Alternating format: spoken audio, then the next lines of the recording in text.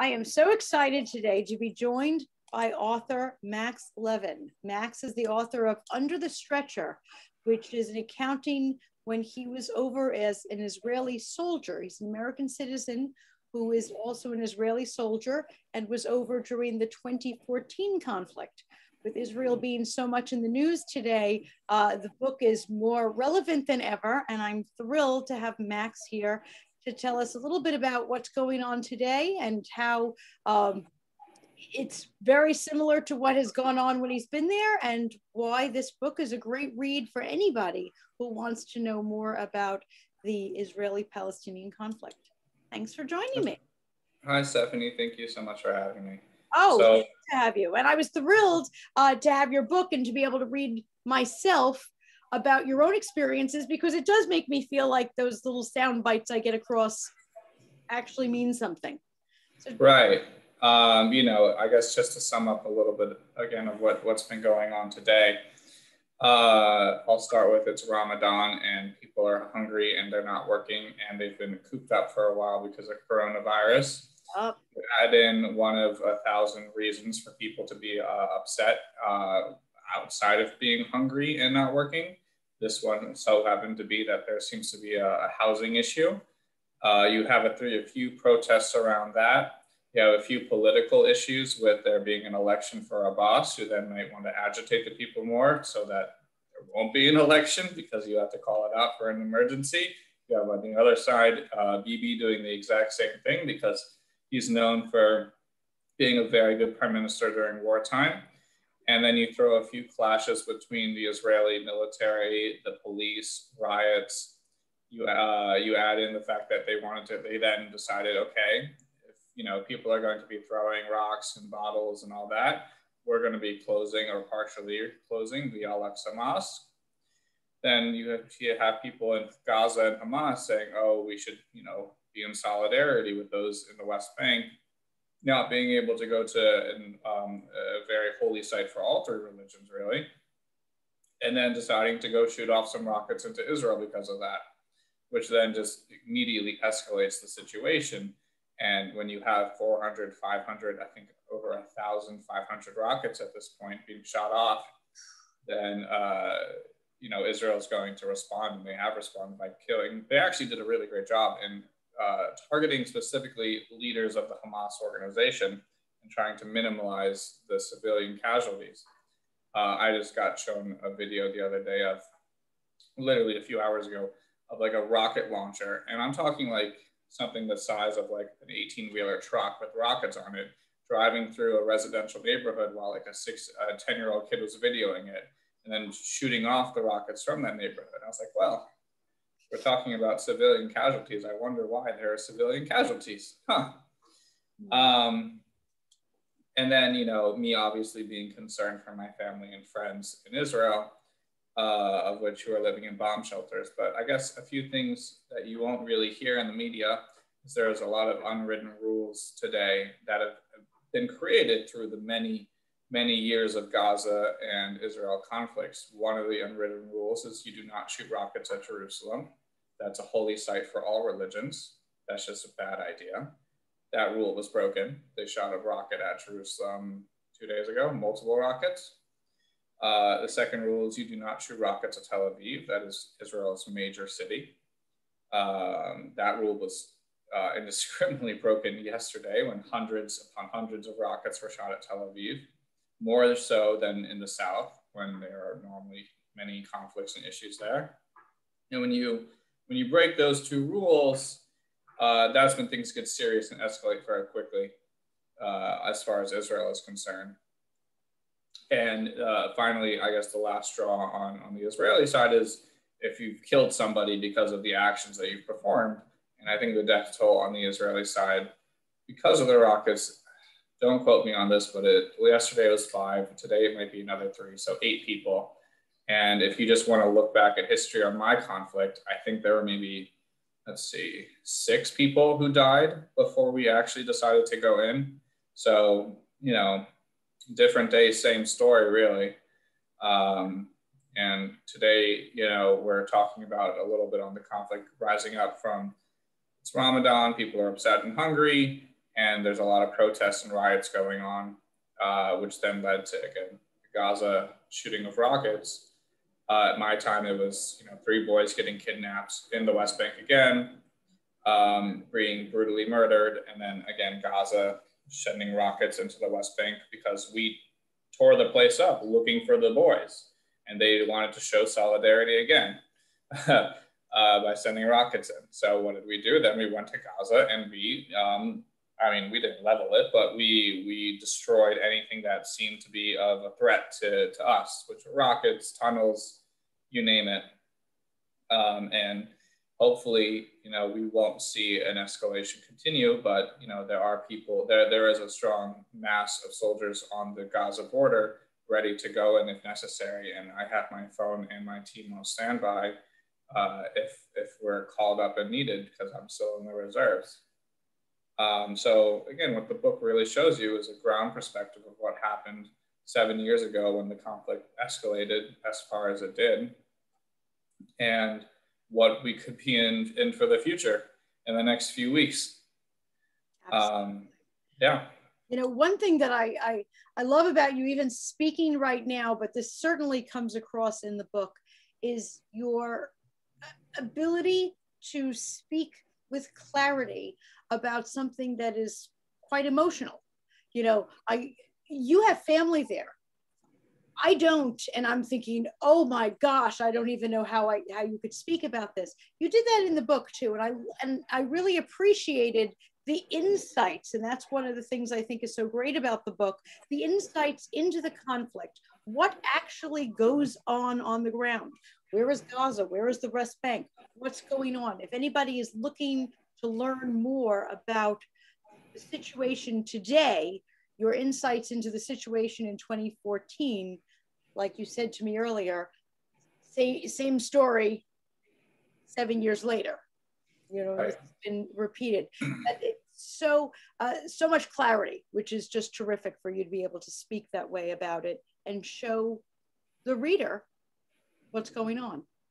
Yeah, thank you. It's Gaza episode 5, Return of the Tanks. If you want to know what's going to happen, look at episode 4. Yeah, that's exactly it.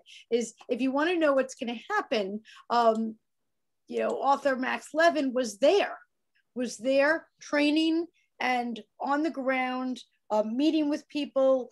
The description in the narrative of what it is really like there is not something that we get in sound bites. We get our news, and depending upon where we get our news, very slanted and just, kind of sensational.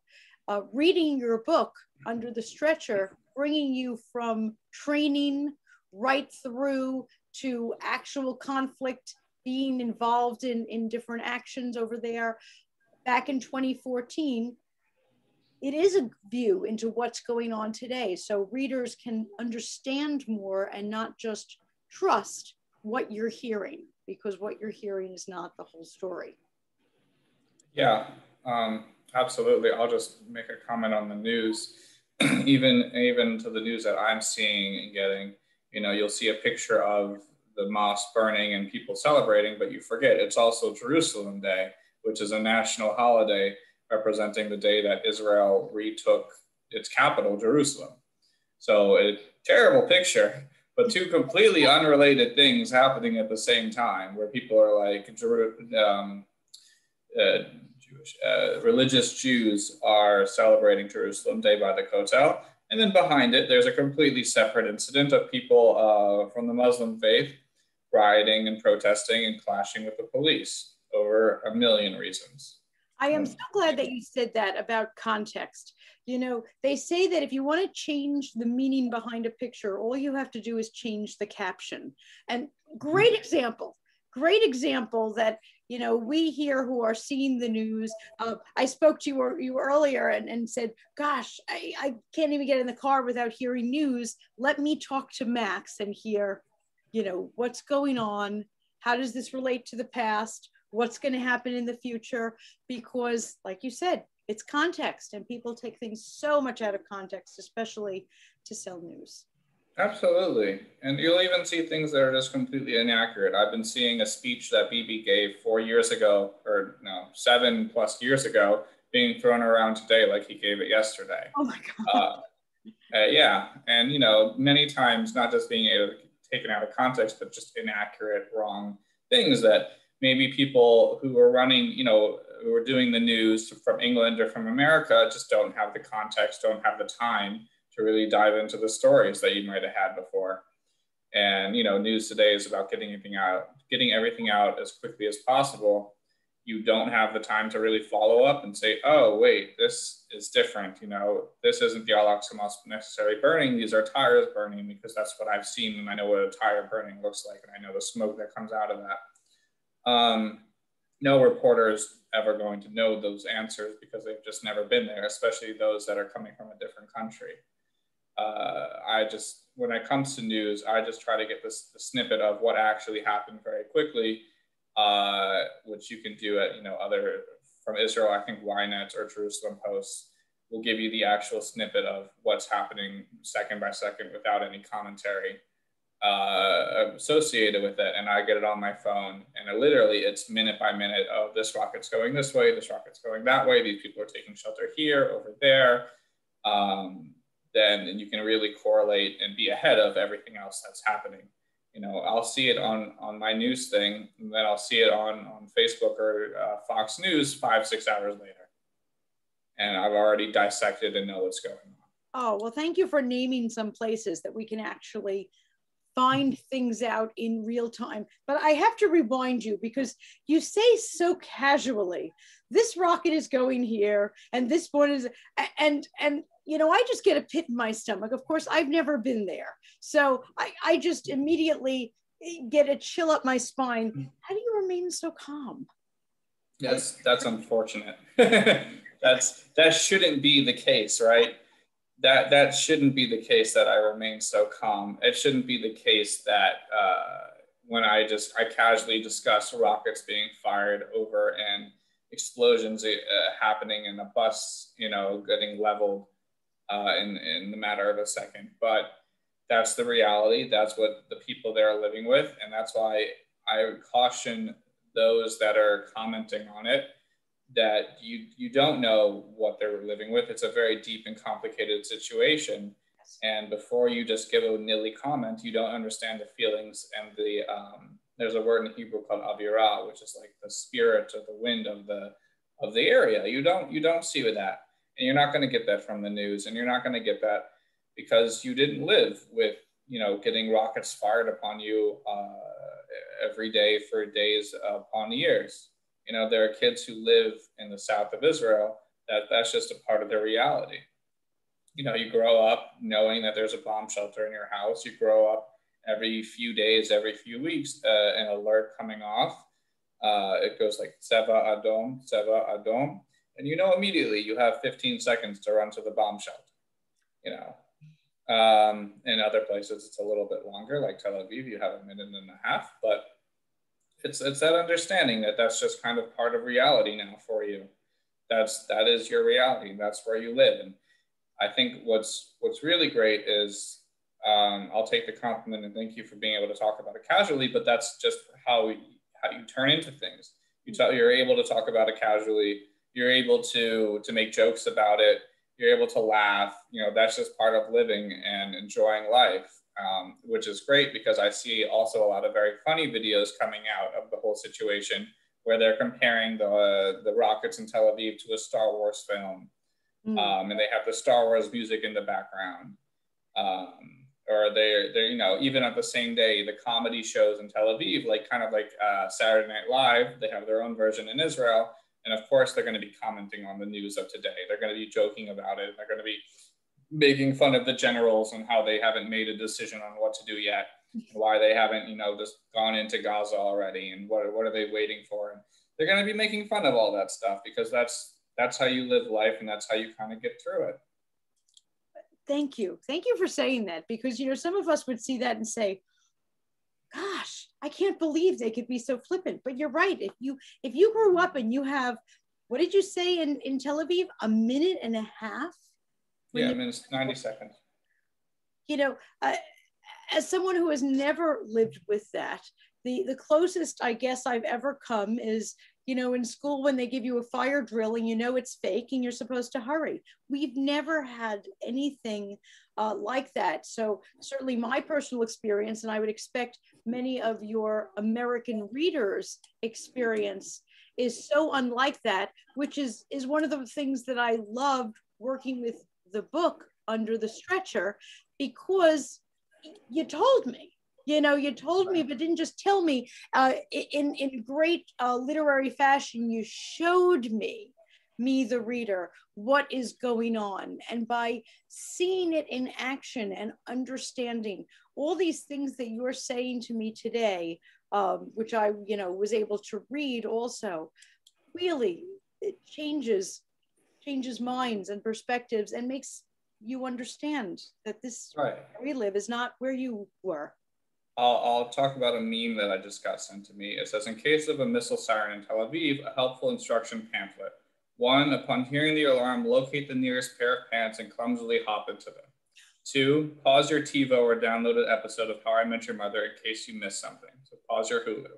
3, go out to your building stairwell. Seeing as it's a 50-year-old Bauhaus building with no shelter, hide on the second floor or something. Or observe your neighbors and try to figure out what they were doing at the time of the alarm by what they are or not wearing. And then there's engage in awkward small talk with those neighbors. Hear the boom, boom. Say I heard the boom, announce to everyone you heard the boom. Check your phone saying that there was an explosion. And then instead of waiting for the 6 to 8 minutes, go back to your room, continue on Facebook to see what everyone else is saying about the explosion. That's the funny reality of it. That's what people are doing in those 90 seconds. Clumsily just getting life together, running to where you need to be, and then going back as if nothing happened.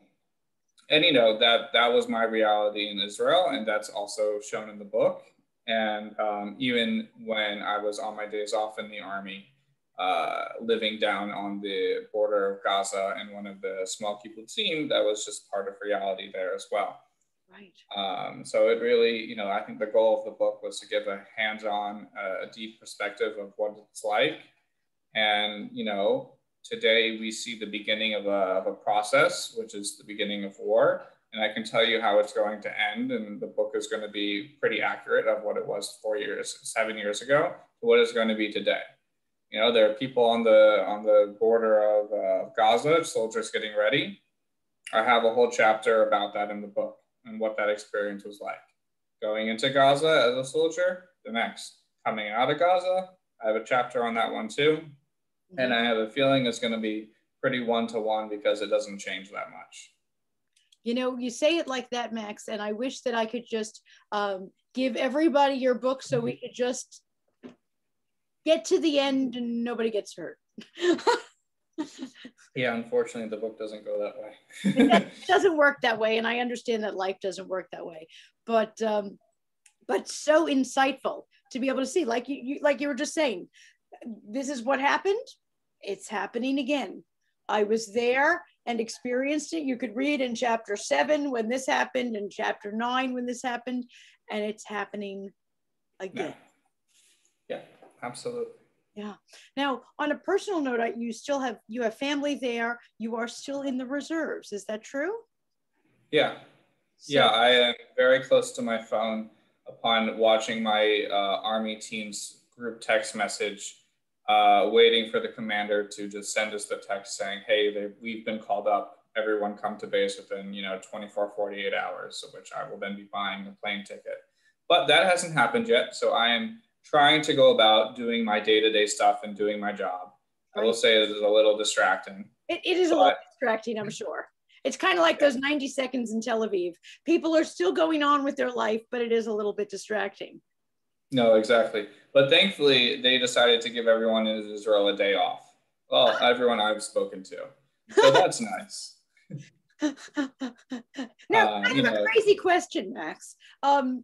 You've been here in America, in California, not training with the Army for all these years. Now, no, that's wrong. No, I go back every year to do training. Oh, okay. Well, that answers my question, because I was going to ask you, if you had, you know, gained the pandemic 15 like everybody else, and now all of a sudden you've got to fit into your uniform and be on the boots on the ground. I was just, you know. Right. Well, I won't say that I'm not a little bit slower than I was back then. But then again, I think that's the expectation for the reserves is you're a little bit slower, but you're also a little bit wiser and you kind of know a little bit better what's going to happen and what to do. But I do know that there are many people similar to myself, maybe have served in the Israeli army, but did not continue with reserves. And a lot of them, when something like this comes up, are asking, you know, how do I get involved? What do I do? And the answer is, if you're not currently involved with a reserves unit that you go back yearly, or if not multiple times a year to train with, the Army doesn't want you. We don't want people that aren't up to date in the latest technology, in the latest operating skills. And there's just even a little bit of, you know, I've been training with these guys and I lived with them and trained with them every day for 3 years, but then I've continued training with them for the past 7 years, at least once or twice a year. I know every single person, how they operate, what they're thinking, how they think, what's going to happen, if whatever happens, how they're going to respond to it. And it does take just time and energy to build that up. So there is no cutting that out and just jumping in, oh, I have a gun and I'm going to just jump into the war. That doesn't happen. That's not a thing. I'm so glad that you're talking about the teamwork involved, because that's so important. And yes, I'm sure you're right. There are a lot of people right now who have had that experience, and suddenly, because it's in the news, you know, here I am ready to go, but no, not if you haven't been training and active. Absolutely. That would be a bad idea. And Israel doesn't want to encourage that. Well, that's why I asked about the pandemic 15. They don't want those people. No, they don't. Happy to volunteer. You know, I would recommend volunteering in any other way. Do not go to combat. Do not try to go to combat. That is a terrible decision. You know, be active socially and try to help the spread of truthful information. And, you know, just talk to people about what's going on, but and donate. I can say something from the book, which was something that was really incredible, was the amount of donations and the amount of support that really, when I was a soldier, helped me get through a lot of difficult times in the military, and especially during war. And I can only hope that the country and those that support the country will continue to do so for, hopefully we won't call this a war, but let's say this war and any future ones, because that's really what the soldiers need as well, is that kind of support. I'm so glad that you mentioned that. And I do want to hit on a couple of those things. First off, just a reminder to all of our viewers, Max Levin's Under the Stretcher is available on Amazon, Barnes & Noble, Apple Books, Kobo, wherever books are sold. A great insight into what is actually going on. Max wrote about his time over in the Army back in 2014, but certainly with so much water under the bridge, same conflict several years later, or as he much more eloquently than I did said, you know what, episode 5 kind of a thing. It's Star Wars episode 5, Return of the Tanks. So reading Max's Under the Stretcher will give you a great insight into what is going on today by looking at the past, since what's that wonderful line? Those who do not learn from the past are destined to repeat it. So we obviously need to give out a lot more books, Max. Now, but this isn't even that far into the past. This is just last war. We could go back to Gaza episode 1, 2, and 3, and 4. This is just, you know, the latest one. So you don't have to go too far back. Exactly. But you did mention earlier on some great news sources for people who are here and who are feeling as if they are not getting accurate or up to the moment news over there. Could you repeat those for me? Right. Of course. So Ynet has a source in English spelled YNET.co.il, I think. They have a great, they're an Israeli company, and they have a great source on just up-to-date bullets on what's happening. not so much commentary, but just what is actually physically happening. I think it's updated every few minutes, and it's pretty necessary to just get a good handle on what's going on. There's also, there's a fun little app called Seva Adom. Now that's, Seva Adom is a Hebrew word for red alert. If you don't want to sleep at night, that alert will buzz every time there's a rocket going off in Israel. So I used to have that when I was living in Israel, because it would be a quick way, if you didn't hear the siren, to know that there was a siren going off. But if you actually want to have an idea of what it feels like to live there, go ahead and download that app. You won't be sleeping for a while. But no, there's Ynet, and then there's also Jerusalem Post, which will give you good, pretty good, solid information. Fantastic. And as for supporting the troops over there, you had some places to mention, since you've already made it very clear that you don't want the out of shape, ex-soldiers all coming out of the woodwork to help. What can they do to help? Right. Well, when possible, I would say visit and go to the country and go and support those that are wounded in the hospital, those that are struggling. There's a lot of great organizations too, for not just what's currently going on, but the aftermath, the PTSD people will be dealing with. Bishvil Machar, or the Road to Tomorrow, is another organization that helps soldiers and civilians deal with the PTSD living in such a situation. And then there's great organizations like Friends of the IDF, Jewish National Fund, the Jewish Federation, which all support the state of Israel and support the people during such a terrible time. All of those I would happily recommend supporting. They do a good job, and I've seen their work firsthand. That's great. Yeah, people want to know what they can do, and of course, as your publisher, I want them to just go and buy your book. But there are things they can do too.